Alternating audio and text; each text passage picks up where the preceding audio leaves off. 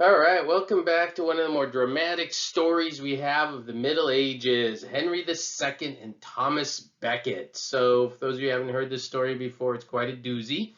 This is, of course, a beautiful cathedral where a lot of this is all going to unfold, called Canterbury, and I'll show you a map here again of all this in a second. So, again, these are kind of our church-state conflicts. Last time we were just kind of talking real briefly about a couple of them. I'll give you a couple this time, but this is kind of the focus one on Henry II and Thomas Becket. So, again, this is Henry II, the King of England, and Thomas Becket, who's going to be what we call the Archbishop of Canterbury. So, here we go. Some key words in our map here. So you can see on our map, this is England, of course. Canterbury is the city down here in southern England, right down over here, right? Beautiful place. And Canterbury, in the church faith, there was, Pope, and then you have archbishops. And if you're the Archbishop of Canterbury, you're a pretty important dude in the religious scheme of things in England. And Henry II, who was the king, had a big argument with Thomas Becket over a lot of things, but one in particular that I kind of like to focus on is the idea of church officials disciplining church officials. Who has legal power over church officials? If a church official commits a crime, who is responsible for disciplining him? Is it the king or is it the religious center? Is it the church? And so they disagreed on this. And again, as I mentioned in the previous lecture, there's a lot more detail to all of these church-state conflicts. So, if you take, like, again, a history of the Middle Ages class, you would learn a lot more detail about this conflict between these two men. And so there were several issues, and this all is kind of in the mid 1100s, around 1160 AD when all this is happening, 1160s and so forth when this is all taking place. I will also say that's interesting.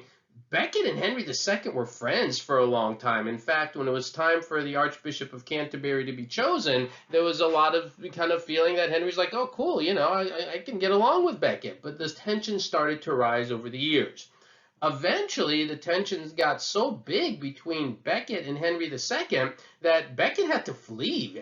He went to exile to France for a while. And it was actually when he was in exile for a while that Henry decided, oh, I need my son, needs a coronation. And so normally, who does the coronation? Well, it's the Archbishop of Canterbury in England. And instead of the Archbishop of Canterbury doing the coronation, since he was out in exile, it was done by the Archbishop of York, right? And York, you can see, is further up here in the north, the Archbishop of York. And, Becket didn't like this. And again, this tension between them is going back and forth for a while until Becket just kind of gets tired of dealing with Henry. And Becket decides to excommunicate quite a few of Henry's supporters. And this really apparently frustrates Henry II. And then we have these kind of legends and stories that Henry II hears all this. He's really angry about this. There's one account I remember learning about once when I was a student that when Henry II hears about these excommunication, he gets so furious in a fit of rage. He yells, "Will no one rid me of this wretched priest?" Referring to Becket. And there are other people he never really said those specific words.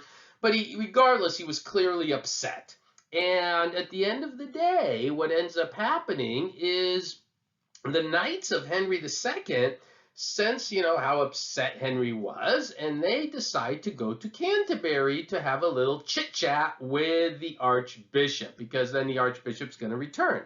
So he returns back to England after that in 1170. And when he returns back to England in 1170, the Knights of Henry go after him, right? And what happens next is just out there. Here we go. So we get to 1170 AD. Becket is back inside the Archbishop of in Canterbury. He's back there. And there in 1170, this is inside the cathedral. 4 of Henry's knights enter the cathedral. They enter the cathedral, armed to their teeth, like Terminators of their time, with their armor and their swords, which is already a big no-no. You're not supposed to walk into a church, right, with your weapons, and they do. And we actually have quite a few accounts of what happened. There were people present, and the accounts are that they went in, the knights saw him, Becket tried to get away for a bit, but eventually they found him, and what they're going to do is basically take out their swords and start slicing down on Becket. And eventually what's going to happen is one of the knight's swords slices at the top of the head of Becket, at the crown of his head, and slices right through his head, apparently. Becket, of course, is going to fall. He's going to die. If you look at this image carefully, it actually is inside the cathedral, and it's hard to read here, but it says Thomas Becket, martyr saint, died here, and it gives the date. I think it's December 11th, December 29th, I believe it was, 1170 AD. And it is interesting, it is December. That is worth mentioning. You don't need to memorize dates and stuff. But I think the fact that it's in December is interesting because it's right after Christmas. This is just a few days after Christmas, essentially. And these knights end up executing the Archbishop of Canterbury in the church right after, and then it's a bloody mess. Apparently, like, another one took out his sword, spilled his brains on the floor on this cathedral. It's just crazy. So the question is, what's the aftermath of all of this? What does all this mean? Well, obviously, this is a big no-no, and Henry II, as a result of this, is just really seen is going to take a hit, in the sense that he's going to have to own up to this assassination of Becket. Even though he didn't do it personally, it was his knights who did it. It didn't matter. It was his knights. And so what does Henry have to do? The king? He has to walk through the streets in public, basically begging forgiveness, getting whipped by the monks and the clergy and so forth.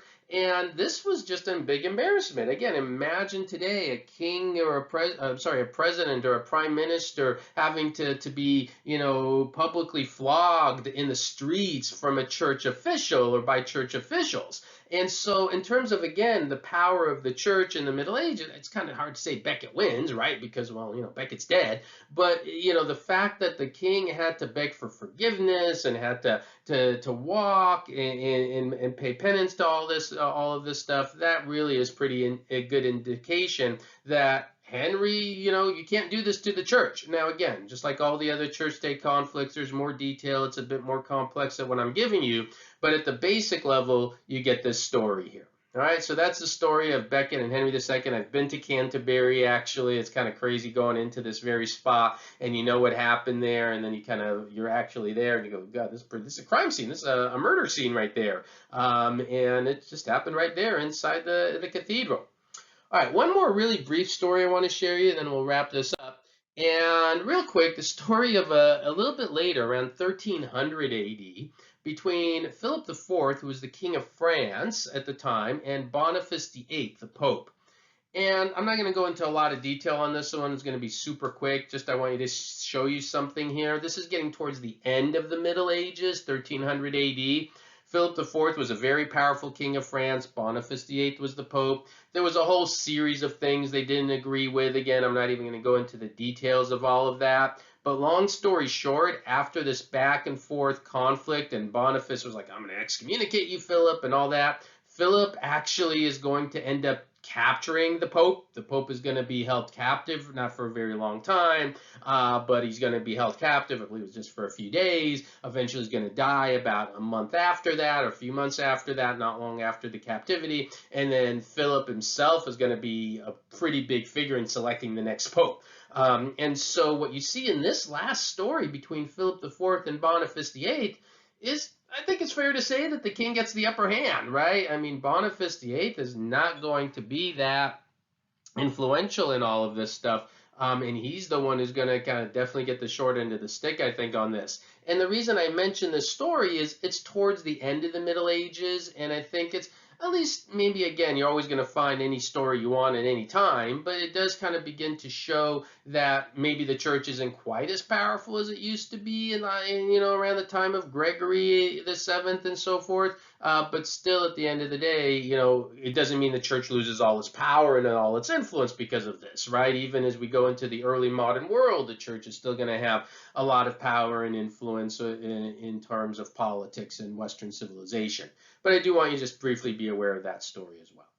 All right, so that's it. Those are a few little of the counts. Again, you want to make sure to keep all the names and straights, and the Roman numerals I know get a little bit tricky. So again, that's why I sent you that little video on making sure you know your Roman numerals. Don't, for Philip the Fourth, don't do, Philip the Fourth and then do a, like that. Don't do fourth or anything like that. Just write out Philip the Fourth, just like you have it up there, right? Just as a quick little thing to make sure you have it straight.